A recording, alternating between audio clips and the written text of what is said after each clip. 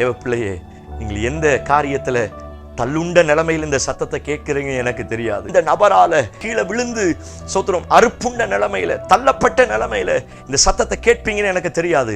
ஆனா உங்களுக்கு தான் இந்த வார்த்தை ஆண்டவர் தீர்க்க தரிசனமாய் சொல்லுகிறார். சபையே, தேவ பிள்ளையே, நீ எந்த இடத்தில் கீழே விழுந்தாயோ அதே இடத்துல கர்த்தர் தம்முடைய கையினால அழகாய் உங்களை தாங்க போகிறார். நீங்கள் பயப்பட வேண்டிய அவசியம் கிடையாது. நீங்கள் கலங்க வேண்டிய அவசியம் கிடையாது. கர்த்தர் தம்முடைய கையினால் உன்னை தாங்க போகிறார்.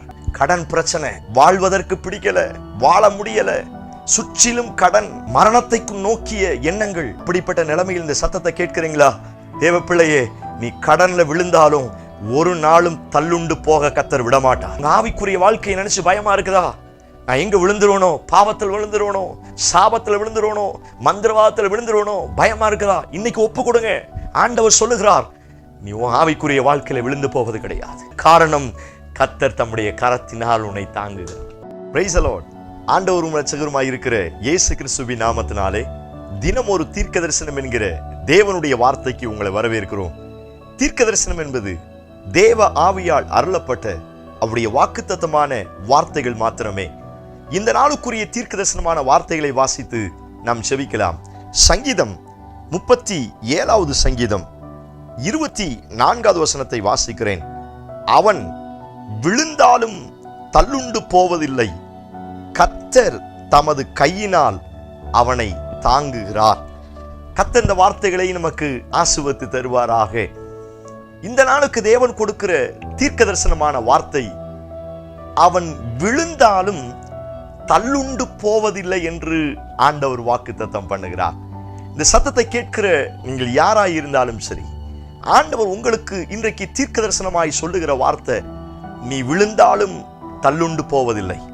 உங்கள் குடும்பம், உங்களுடைய கையின் பிரயாசங்கள், உங்களுடைய எதிர்பார்ப்புகள், உங்களுடைய வாக்குத்தத்தங்கள் எத்தனை முறை கீழே விழுந்தாலும் அவைகள் தள்ளுண்டு போவதில்லை என்று ஆண்டவர் வாக்குத்தத்தம் பண்ணுகிறார். ஏன் தள்ளுண்டு போவதில்லை? ஸ்தோத்திரம்.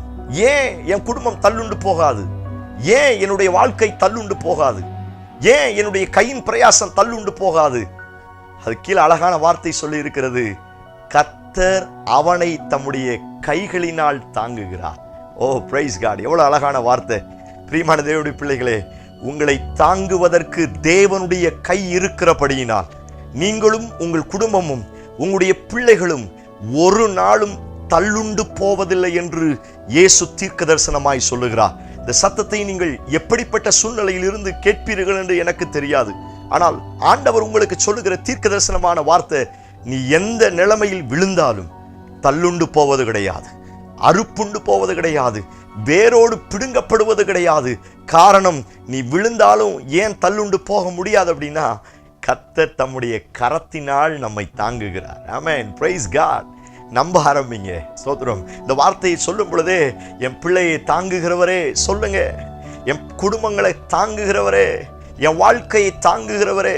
இந்த வார்த்தையை சொல்ல சொல்ல நான் இப்படி யோசிக்கிறேன், நீங்கள் செபிக்கிற அதே டைம்ல தேவன் தம்முடைய கரத்தை நீட்டி உங்களை தாங்க போகிறார். Praise God. ஹல்லேலூயா. நீங்கள் பயப்பட வேண்டிய அவசியம் கிடையாது.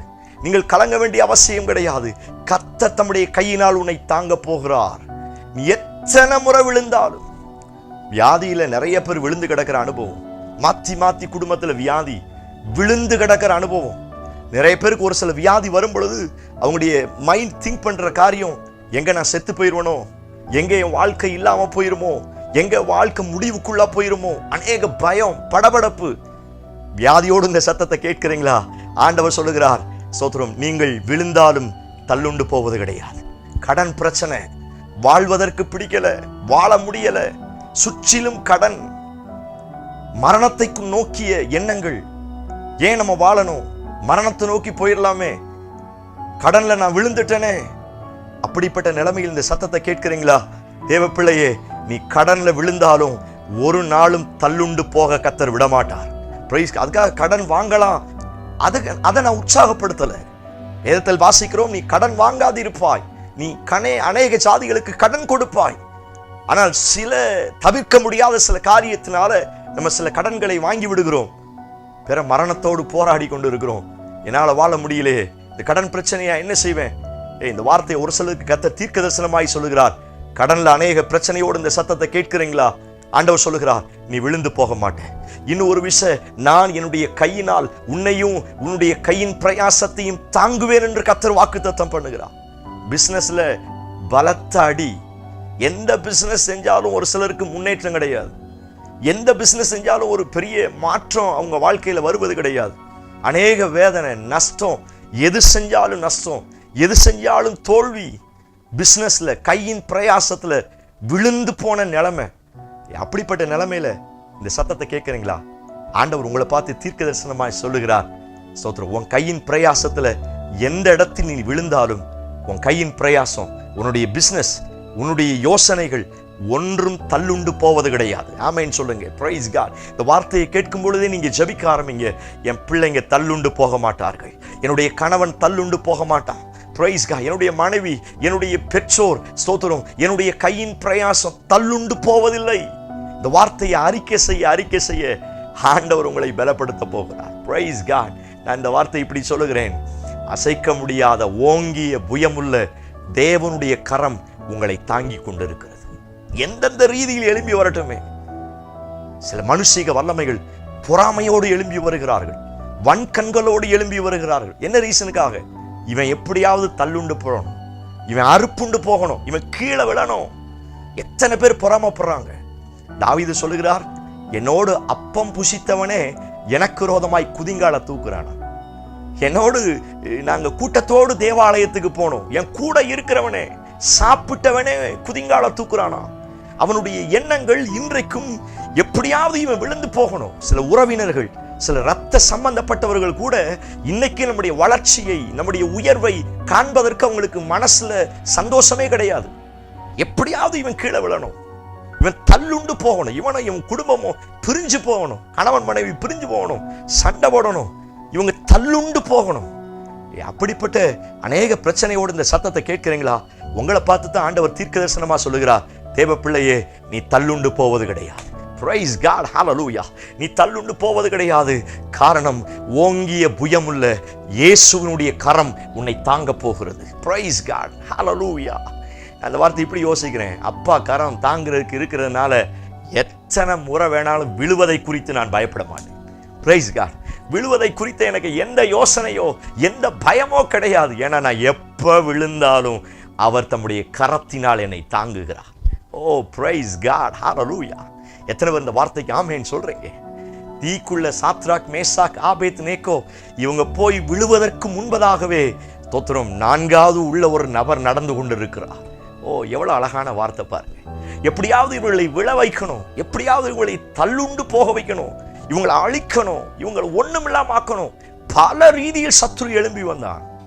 ஆனாலும் வல்லமை உள்ள கரத்தினாலே தேவன் அவர்களை தாங்கி, வேதத்தில் வாசிக்கிறோம், ஒரு முடி கூட கருகலையாம், ஒரு கருகள் வாசனை கூட வரலையாம். தேவ பிள்ளையே, நீங்கள் எந்த காரியத்துல தள்ளுண்ட நிலைமையில் இந்த சத்தத்தை கேட்கிறீங்க எனக்கு தெரியாது. யாரால, எந்த நபரால சோத்திரம் கீழே விழ தள்ளிவிட்டு கீழே விழுந்து சோத்திரம் அறுப்புண்ட நிலைமையில, தள்ளப்பட்ட நிலைமையில இந்த சத்தத்தை கேட்பீங்கன்னு எனக்கு தெரியாது. ஆனா உங்களுக்கு தான் இந்த வார்த்தை ஆண்டவர் தீர்க்க தரிசனமாய் சொல்லுகிறார். சபையே, தேவ பிள்ளையே, நீ எந்த இடத்தில் கீழே விழுந்தாயோ, நீ எந்த இடத்தில் தள்ளப்பட்டாயோ, அதே இடத்துல கர்த்தர் தம்முடைய கையினால அழகாய் உங்களை தாங்க போகிறார். ஓ பிரைஸ் காட். ஹல்லேலூயா.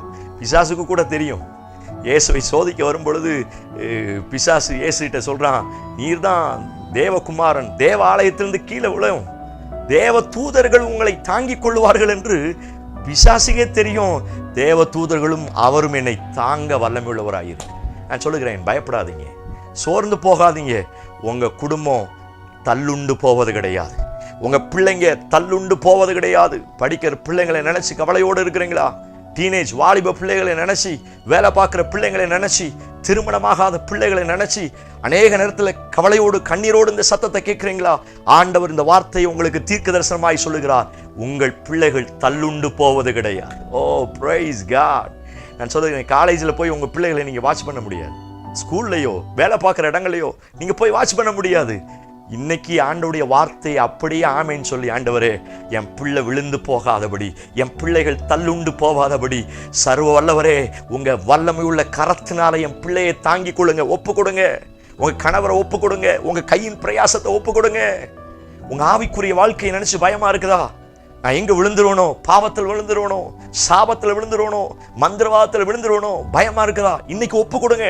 ஆண்டவர் சொல்லுகிறார், நீ உன் ஆவிக்குரிய வாழ்க்கையில விழுந்து போவது கிடையாது. உன் ஜெப வாழ்க்கையில தள்ளுண்டு போவது கிடையாது. உன்னுடைய விசுவாச வாழ்க்கையில, உன்னுடைய பரிசுத்த வாழ்க்கையில நீ ஒரு நாளும் தள்ளுண்டு போவது கிடையாது. காரணம், கர்த்தர் தம்முடைய கரத்தினால் உன்னை தாங்குகிறார். ஓ பிரைஸ் காட். இந்த வார்த்தையை கேட்டு செபிக்க செபிக்க உன் கண்ணீரை கண்டு உன் குடும்பத்தில் தேவனுடைய கரம் உன்னையும் உன் குடும்பத்தையும் தாங்கும்படியா இறங்கி வருகிறது. Praise God. இந்த வார்த்தையை கேட்டு செபிக்கும் பொழுதே சர்வ வல்லவர் தம்முடைய கரத்தை நீட்டி உன்னை தாங்க போகிறார். நான் சொல்லுகிறேன், நீங்கள் தள்ளுண்டு போவது கிடையாது. உங்க ஊழியம் தள்ளுண்டு போகாது. ஊழியக்காரர்களுக்கு இந்த வார்த்தையை கர்த்தர் தீர்க்க தரிசனமா சொல்லுகிறார். உங்க ஊழியம் ஒரு நாளும் தள்ளுண்டு போகாது. எத்தனை ராஜ்யங்கள் எழும்பலாம், எத்தனை ராஜாக்கள் வரலாம், எத்தனை மாற்று மதத்தினர் எழும்பி வரலாம், ஆனாலும் சபையை அழிப்பதற்கு, ஆனாலும் தேவனுடைய ஊழியத்தை துன்பப்படுத்துவதற்கு, தள்ளுண்டு போக, வேரோடு பிடுங்கி போடுவதற்கு எந்த அரசாங்கத்துக்கும் கர்த்தர் வல்லமையை கொடுக்கல. காரணம், எத்தனை முறை ஊழியத்திற்கு நெருக்க வந்தாலும் ஊழியத்தை தாங்குகிற தேவனுடைய கரம் இப்பொழுதே உங்க ஊழியத்தின் மேல, உங்க சபையின் மேல இறங்கி வருகிறது. என்னோடு சேர்ந்து கண்களை மூடி ஜெபிக்க ஆரம்பிங்க. Praise God. ஹல்லேலூயா. இந்த வார்த்தையை சொல்ல சொல்ல தேவனுடைய கரம் உங்களை தாங்க போகிறது. தேவனுடைய கரம் இப்பொழுது தாங்க வர நான் சொல்லுகிறேன், நீங்கள் தள்ளாட விடுவது கிடையாது. நீங்கள் தள்ளுண்டு போவது கிடையாது. நீங்கள் அறுப்புண்டு போவது கிடையாது. ஆண்டவரே, அறுப்புண்ட நிலைமையில, தள்ளப்பட்ட நிலைமையில யாரெல்லாம் அழுது கொண்டு இருக்கிறார்களோ அவர்களை தூக்கி விடுவதாக. பேதுருவை தூக்கி விட்டது போல, பேதுருவினுடைய மாமியை தூக்கி விட்டது போல, சிறு பெண்ணை எழுந்திரு என்று தூக்கி விட்டது போல தேவனுடைய கரம் இப்பொழுது இறங்கி என் ஜனங்களை தூக்கி விடுவதாக என்று நான் ஜெபிக்கிறேன். ஒரு பெரிய மாற்றம் நடக்கட்டும். ஸ்தோத்திரம். நீ செய்வீர் என்று நம்புகிறோம். இயேசு கிறிஸ்து மூலம் ஜெபிக்கிறோம். ஜெபம் கேளும் நல்ல பிதாவே. Amen, amen. Praise the Lord. நம்பிக்கையோடு இந்த நாளை துவங்குங்கள். விழுந்தாலும் தள்ளுண்டு போவது கிடையாது. தாங்குவதற்கு அப்பா ரெடியா இருக்கிறார். இந்த செய்தி உங்களுக்கு ஆசீர்வாதமா இருந்துச்சுன்னா மற்றவங்களுக்கு ஷேர் பண்ணுங்க. அநேகரை கர்த்தர் தாங்கி தூக்கி விடட்டும். ஆமென். Praise the Lord.